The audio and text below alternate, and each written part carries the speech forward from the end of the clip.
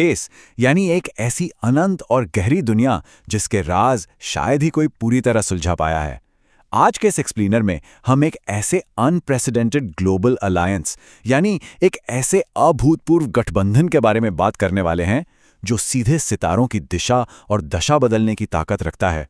प्रधानमंत्री के 5 देशों के दौरे के बीच एक ऐसी पार्टनरशिप उभर कर आई है जो स्पेस साइंस के इतिहास में एक नया एपिक लिखने जा रही है। सोचिए, एक ऐसी दोस्ती जो सीधे अंतरिक्ष की गहराइयों को नापने वाली है। लेकिन चलिए, शुरुआत एक बहुत ही सस्पेंसफुल सवाल से करते हैं। इलॉन मस्क से लेकर नासा तक हर कोई बस चांद पर बेस बनाने या मार्स पर इंसानों की कॉलोनी बसाने की बात करता है। मार्स ये, मून वो।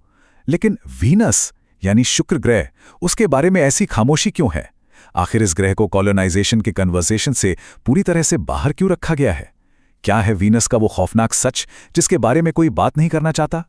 इसका रीजन है वहां का बेहद हॉस्टाइल और डरावना माहौल।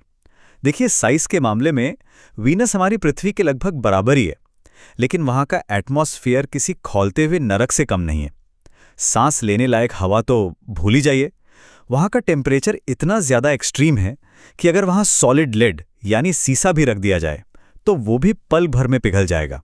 ये एक ऐसा प्लैनेट है जो अपना पूरा का पूरा प्रोटेक्टिव शील्ड, अपना वायुमंडल खो चुका है।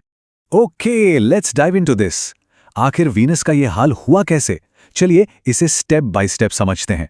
स्टेप 1, सन यानी हमारा सूरज लगातार बेहद शक्तिशाली सोलर वेव्स छोड़ता है। स्टेप 2, ये कॉस्मिक वेव्स इतनी वायलेंट और हिंसक होती हैं कि वो धीरे धीरे वीनस के पूरे एटमॉस्फेयर को ही बेरहमी से उखाड़ फेंकती हैं।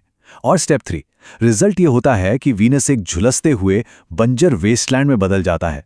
उसका अपना कोई आसमान, कोई वातावरण नहीं बचता। ये सन की अनयील्डिंग कॉस्मिक फोर्सेस का वो ब्रूटल नतीजा है जिसे समझना आज साइंस के लिए किसी बड़े पजल से कम नहीं। अब इस इंटरस्टेलर मिस्ट्री के बीच एंट्री होती है एक अंडरडॉग हीरो की, स्वीडन। एक बार इस कंपैरिजन को देखिए।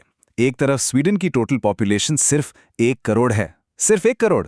लेकिन दूसरी तरफ इस छोटे से देश का ग्लोबल इंपैक्ट देखिए। म्यूजिक स्ट्रीमिंग में स्पॉटिफाई, कॉलर आईडी में ट्रू कॉलर, फर्नीचर के लिए आइकिया और गेमिंग से लेकर टेक तक इनका दबदबा है। और अब ये लोग स्पेस टेक के मैदान में भी उतर चुके हैं और वहां भी पूरी तरह से डोमिनेट करने के लिए तैयार हैं।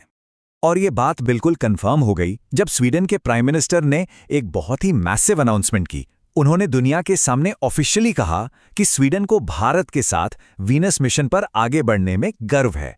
ये कोई छोटी मोटी बात नहीं है, ये फाउंडेशन है एक एपिक इंटरस्टेलर अलायंस की, जहां एक global tech power house Bharat की ताकत के साथ हाथ मिला रहा है।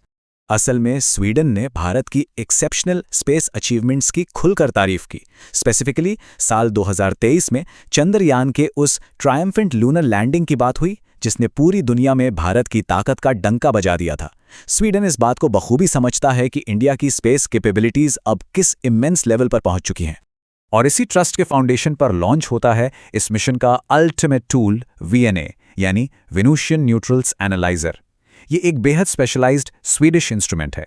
जब इंडिया का स्पेस प्रोब वीनस की तरफ उड़ान भरेगा तो स्वीडन का ये एडवांस्ड इंस्ट्रूमेंट उस ऑर्बिटर के साथ हिचहाइक करेगा, यानी उसी पर इंस्टॉल किया जाएगा।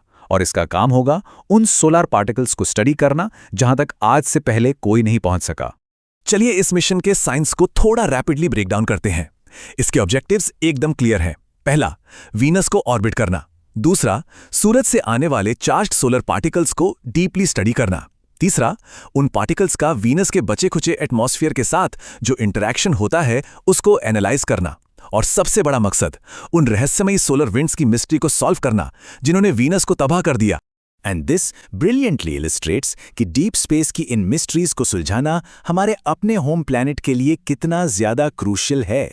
क्या वीनस की इन खतरनाक सोलर विंड्स को समझने से हम फ्यूचर में अर्थ को किसी ऐसी ही तबाही से बचा सकते हैं? ये सवाल अपने आप में बहुत बड़ा है। सूरज की ताकत और उसके डिस्ट्रक्शन को समझना अब सिर्फ क्यूरोसिटी नहीं बल्कि सर्वाइवल की बात हो सकती है।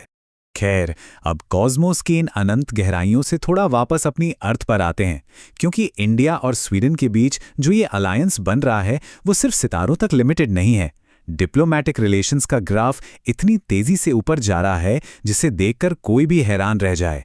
ये एक ऐसी स्ट्रेटेजिक पार्टनरशिप है जो ग्राउंड लेवल पर भी सोरिंग हाइट्स टच कर रही है। इन रैपिड पेस जियोपॉलिटिकल माइलस्टोन्स को ही देख लीजिए। जब पीएम का विमान वहां था तो स्वीडन के आइकॉनिक ग्रिपन जेट्स ने उन्हें एस्कॉर्ट किया।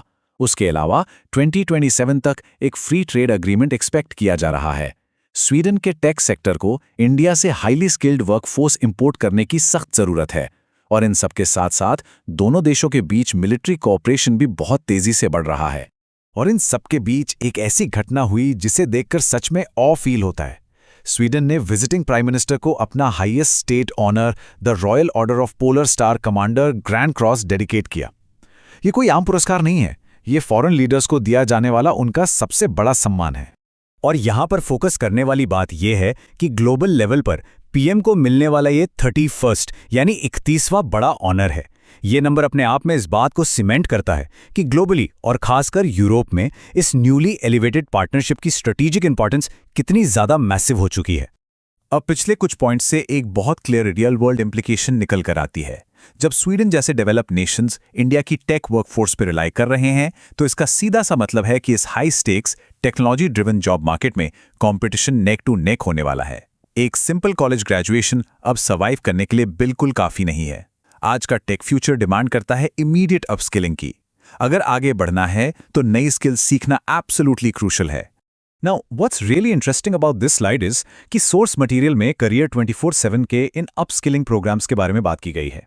चाहे डेटा एनालिटिक्स हो, डेटा साइंस या बिजनेस एनालिस्ट का रोल, इन सभी कोर्सेज में जेनरेटिव एआई का इंटीग्रेशन दिया गया है। और ध्यान देने वाली बात है, ये ग्लोबल IBM के 3 सर्टिफिकेट्स और NASSCOM सर्टिफिकेशन जो रेज्यूमे की क्रेडिबिलिटी को कई गुना बढ़ा देते हैं। साथ ही कैंडिडेट्स के एफर्ट के बेसिस पर कम से कम 3 इंटरव्यू अपॉर्चुनिटीज का डेडिकेटेड सपोर्ट भी इनके पैकेज में शामिल है। और हाँ, सोर्स के मुताबिक PD10 कोड यूज करके इसमें एनरोल किया जा सकता है। इस एक्सप्लेनर को कंक्लूड करते हुए वापस उसी थॉट प्रोवोकिंग सवाल की तरफ मुड़ते हैं। क्या वीनस के जलते हुए आसमान का सच और उस एटमॉस्फेयर की मौत का राज हमारी अर्थ के फ्यूचर को बचाने की मास्टर की बन सकता है? इंसानों की अपनी नॉलेज को अपस्किल करने की कोशिश हो या सितारों को समझने की ये एपिक इंटरस्टेलर अलायंस, सीखना और आगे बढ़ना ही हमारा सबसे बड़ा टूल है। आखिर में यूनिवर्स की ये मिस्ट्रीज हमेशा सोचने पर मजबूर करती रहेंगी कि क्या अगला बड़ा जवाब उन्हीं सितारों के बीच छिपा है।